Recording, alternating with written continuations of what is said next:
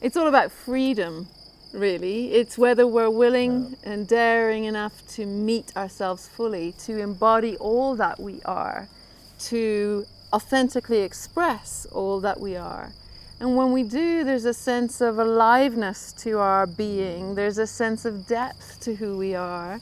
And we feel free, which is what I think we're all looking for. But what is it that then keeps holding us back? Yeah. I think it's the busyness of life, and then we distract ourselves. Yeah. Because it's not always easy to look within, and sometimes it's uncomfortable. Mm-hmm. And it doesn't always feel safe to be vulnerable. We don't know how people will react, if we'll get support.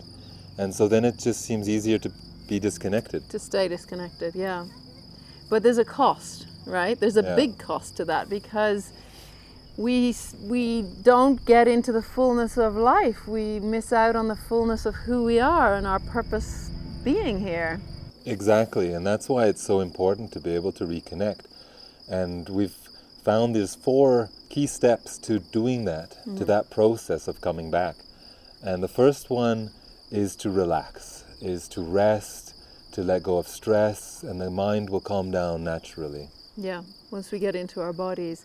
It is allowing us, the second step, to really feel what is going on, what's happening in our bodies, what are we feeling physically, emotionally, what's going on in the busy mind.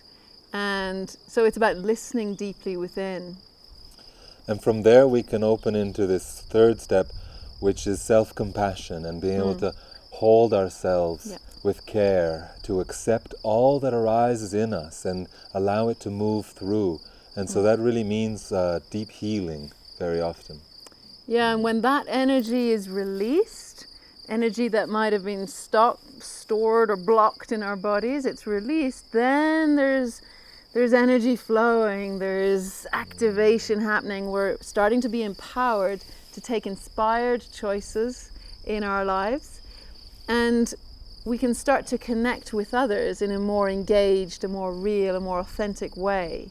And this brings a lot of joy, a lot of connection, a lot of freedom when we're just working to uplift and love each other. Absolutely. And then we can find that when we meet others authentically from who we are, by doing that, we're actually supporting them in being who they are. Yeah. And authenticity becomes contagious. Yeah. So.